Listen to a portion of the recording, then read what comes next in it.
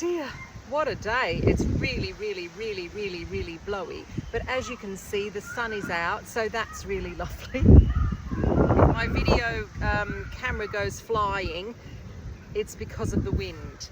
But, so I've come out here today underneath my hoops and my veggie mesh to I wanted to show you what kale I'm growing this year through the winter.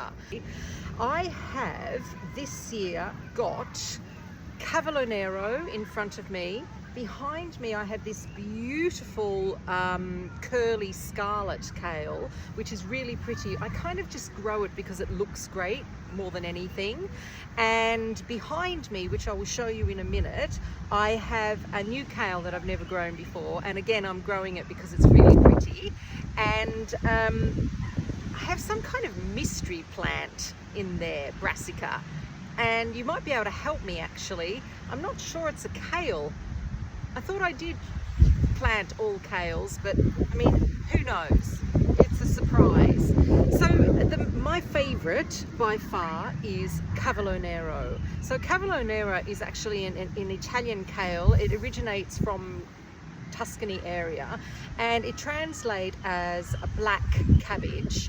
And what I love about this is not only the taste, because the taste is absolutely wonderful, but I love the fact that it looks amazing as well. It has these kind of crinkly leaves, and when you touch them, it's a really lovely sensory sensation. Okay, I'm back. The great things about these hoops, I just want to tell you just quickly, is they have these little clips on top of them that you can clip the veggie mesh or whatever you're going to use on these hoops, and they're really, really good. I'll show you in a minute what they actually look like. So yes, Cavolo Nero, my favorite.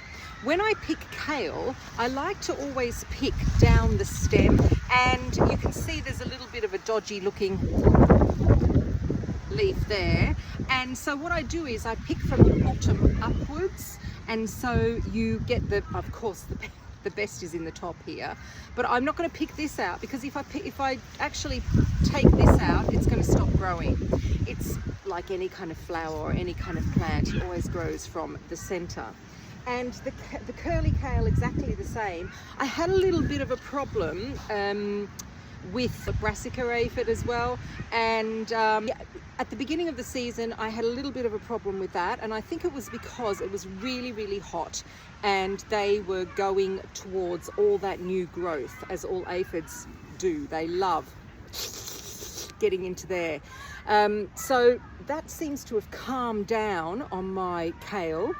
I've got a little bit of it still on my Brussels sprouts, which are actually behind you, but this seems to be okay.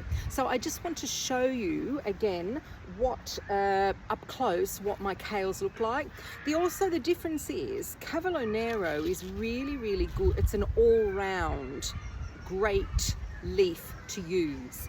When you start getting into the curly kales, like the scarlet and the normal curly kale, the leaves are a little bit tougher. So I would cook them differently. I would cook them for much longer, the scarlet kale, and the curly kale, it is a curly kale. And also these make really, really good crisps as well in the oven. These are great, but I would use this for more, if you want some stuff that's kind of virtually raw. I will show you the rest of my kales. So here we are. This is that beautiful scarlet curly kale. Isn't it stunning? See in there, I've got a few little aphids still. And what I do to get rid of these is, when I wash this, I wash it in lukewarm water with a little bit of salt, and they just fall off. There's the Cavolo Nero. That's that texture that I was telling you about on the leaf. It's absolutely fantastic. As you can see, the aphids don't really like that as much. Yes, it's a bit blowy here today, folks. I've really chosen a great day to do this. There we are. There's that beautiful scarlet curly kale. So here is my other pretty kale.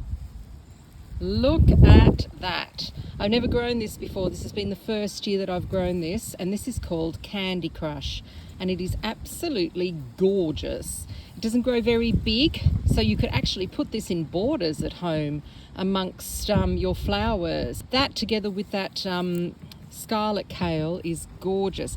I haven't tried any of this yet, but I will. I'm just looking, there's some of that aphid again. This is my mystery plant. Now, sorry about the wind again.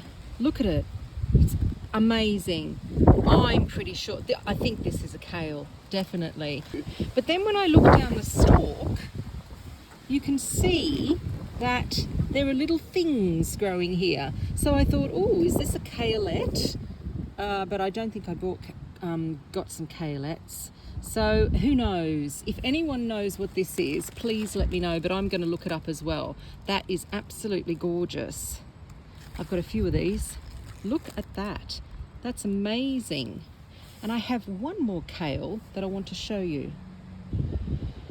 So I have this covered most of the time because this kale is a perennial kale.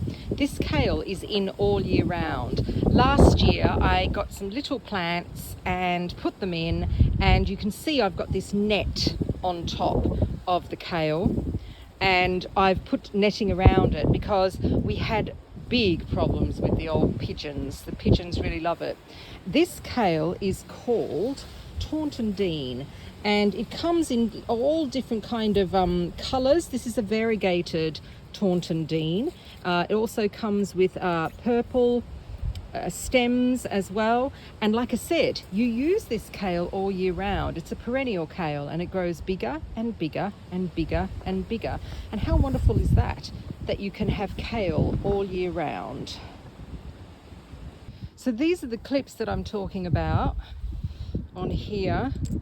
They just clip on, and they're absolutely great because when I pull the veggie mesh up from underneath and I pull it on top, I just put a clip on there and it keeps everything up as well.